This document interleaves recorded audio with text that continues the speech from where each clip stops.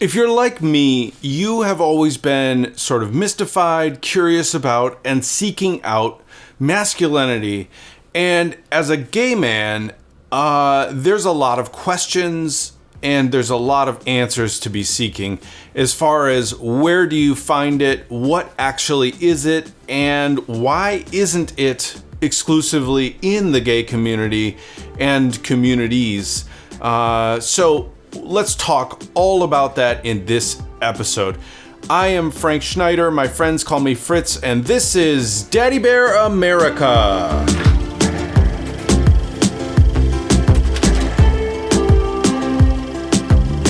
So generally, I think everybody who's used to this channel knows that I'm attracted to much older men and I'm attracted to masculine men, and this is my definition. We can go on to dissect what my definition of masculinity exactly is, but I think we can all generally agree that there's a lot of male masculine men who are gay and also a lot who are straight.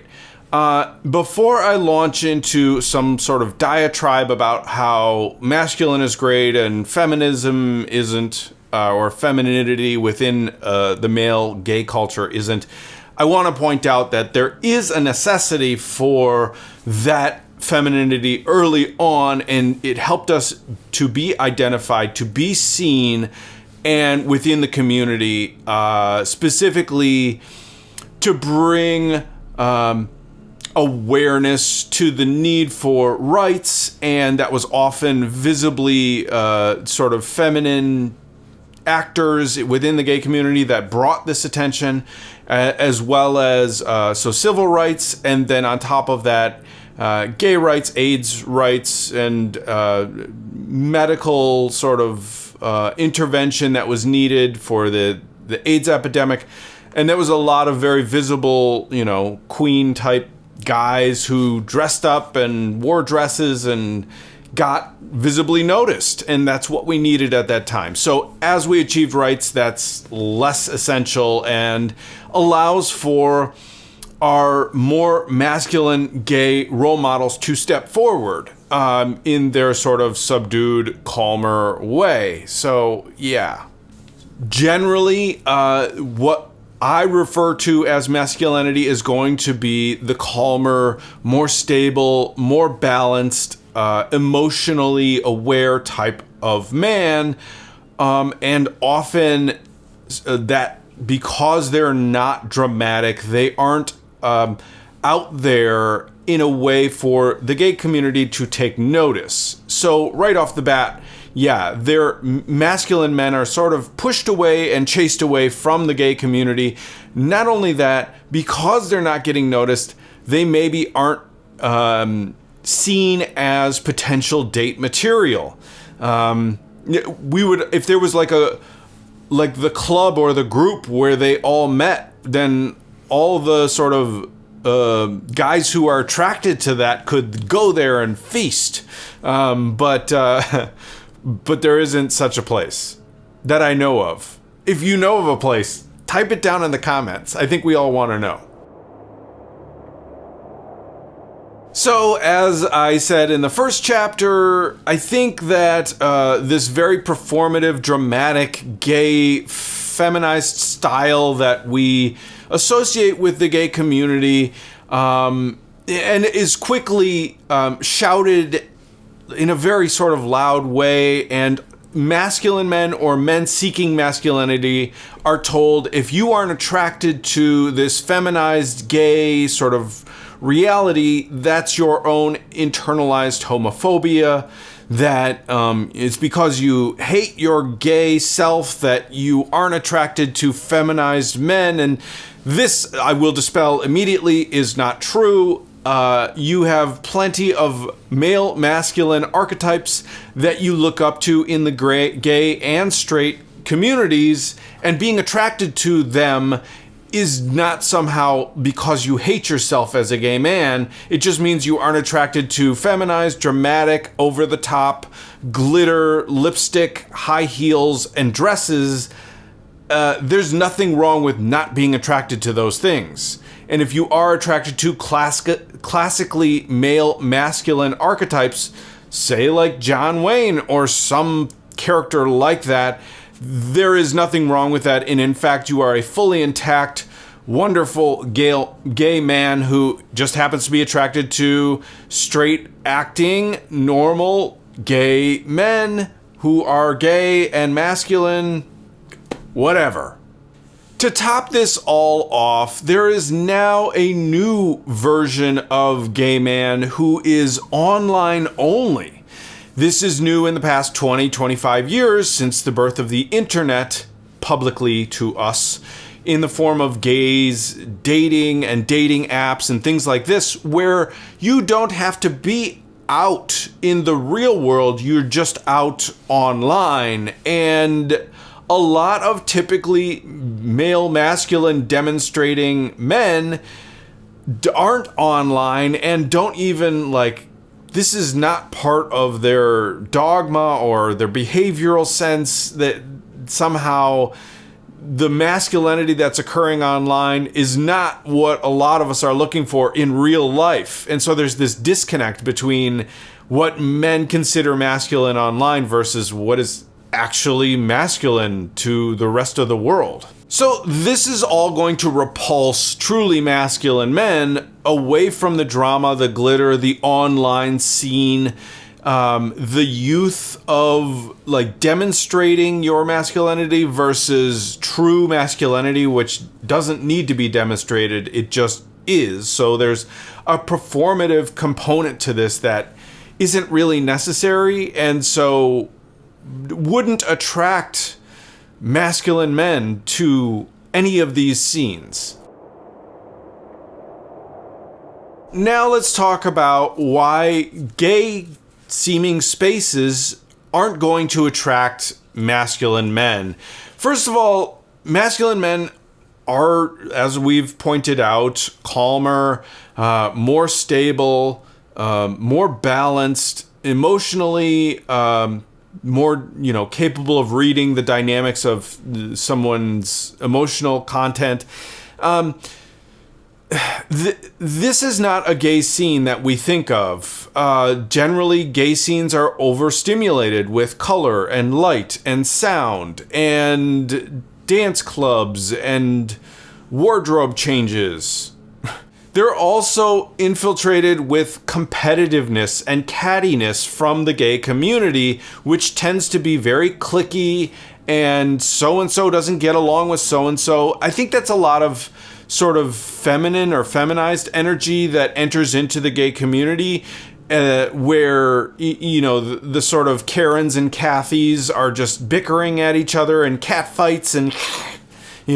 and that is not masculine energy. That is not how a man demonstrates his composure and power and capability. And also, I've noticed that masculine men, this is a little, iffy in its sort of grounding, but I think that masculine men aren't as interested in hookup culture, and that generally sex and self-gratification, shitty sex with a bad partner, but just sex to get off, is not masculine energy. Masculine energy is the stability that we talk about. So it's a stable relationship with a long-term partner. Maybe this person is widowed and so newly on the scene, but if they're just getting out of a 30-year relationship, to somebody, it's not like they're going to jump into hookup culture and still maintain their masculinity. They are mutually exclusive, sort of hooking up and gay and, banging everybody, and then masculinity. They don't go together. There's something kind of not masculine about getting a lot of hookups. So that might be controversial to some of you who are hooking up a lot and then thinking I'm also a masculine man. And if you think I'm wrong, comment down below, tell me why I'm wrong. The last thing about sort of the gay community that would chase away masculine men, or why masculine men don't feel like they fit into the gay community, is that the gay community, as I was referring to earlier about the Karens and the Kathys, is that it's very tribalistic. And, you don't need to tell me, like, you're either on, voting for the right party with the right team, believing the right things, or the tribe turns against you. And that is tribalism, and that doesn't mean that they're right. That just means they're tribalistic and they suffer from groupthink. So why are younger men often drawn to male masculine outsider types? For instance, straight guys. Well, as I referred to, a lot of the straight guys we're drawn to have been in long-term marriages to women, and also a lot of these straight sort of acting men have been married to men. And so they're not very dramatic. They either have had the stability to maintain a marriage, or the marriage has enforced them to be stable. So they have the male masculine calm energy. They're also emotionally balanced, emotionally stable enough to have maintained a marriage, which says a lot for a lot of us. And so that is not going to be a component for a lot of people in the gay community, single people and hookup community people. And there's a lot of gays in the gay community who think hooking up is like their duty as a gay man, to like express this like hookup flirtatious sort of slutty behavior. I don't revere that. I don't think that is part of the gay community or necessity to demonstrate your gayness or something like that. Ultimately, what I'm going on to describe as the male masculine outsider energy is that stability and that balance that we just don't often see a lot of in the sort of gay communities that are so dramatic and performative and flamboyant.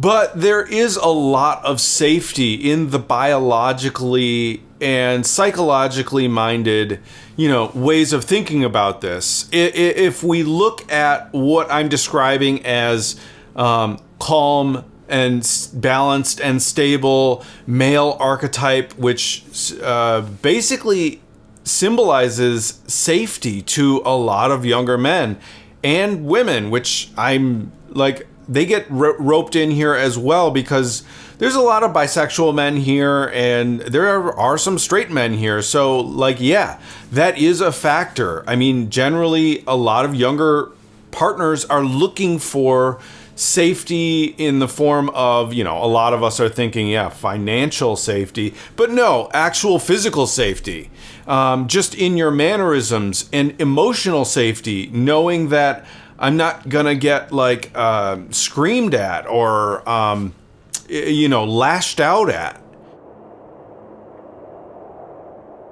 So as somebody who's never really fit into quote unquote gay culture, I can identify as an outsider. Why would being an outsider be a benefit? I've described now that a lot of masculine men don't fit in, so why is this a benefit to not fit in as a masculine man or as me? Well, first of all, you see a lot of patterns that if you're in the in-group, you don't see. So you can see a lot of patterns that the in-group wouldn't see, and that allows you to be a lot more intuitive about what you're getting into. A lot of outsiders avoid a lot of the cultural traps associated, just as I described. If you're, team purple or team green, that somehow you have to identify with this team, otherwise you aren't part of the clique. Well, outsiders don't identify with teams. That's in their very nature. So we're going to be able to see the traps that are associated with Team Yellow or Team Green. So if you're an outsider, generally like James Dean always had this mystique about him as the outsider. Now, he was a bit flamboyant and dramatic for my taste, but you can see he was the outsider, right? That there is an attractiveness to this outsider type nature, and generally this is more of a grounded type of outsider. So the masculine archetype that we're describing here is grounded, not frantic, as we generally associate a lot with the gay community.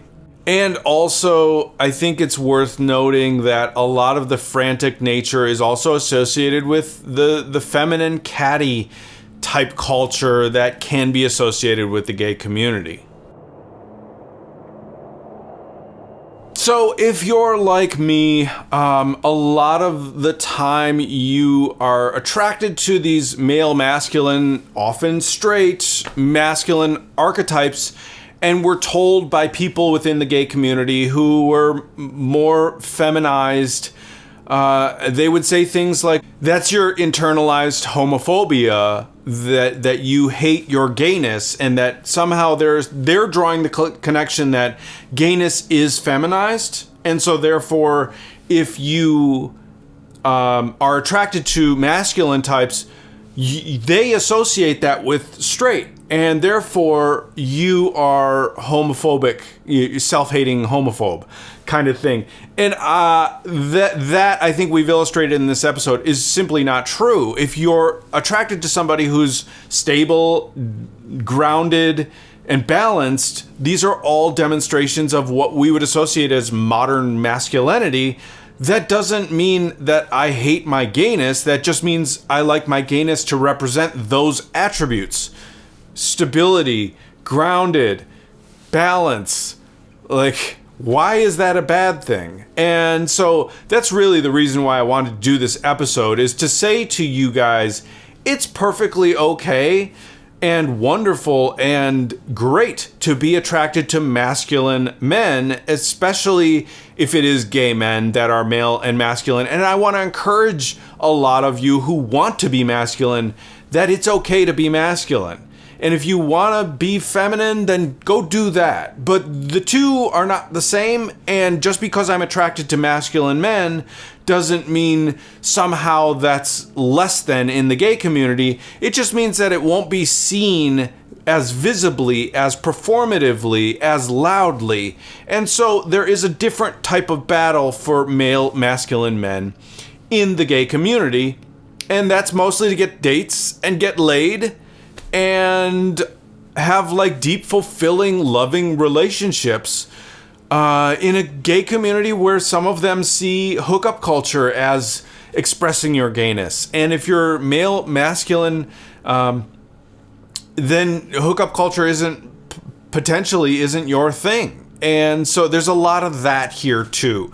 It's definitely complex. I hope this helped break some of it down for us.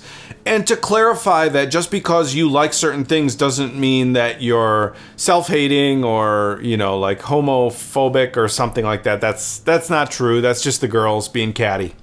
All right. That's this episode. Thank you to my supporters. If you want to help this channel, become a supporter. The subscribe down below. The like button really helps with the algorithm. And if you do want to support the channel monetarily and reward me directly, the join button is down there as well. Thank you so much, and I will see you in the next episode. Peace.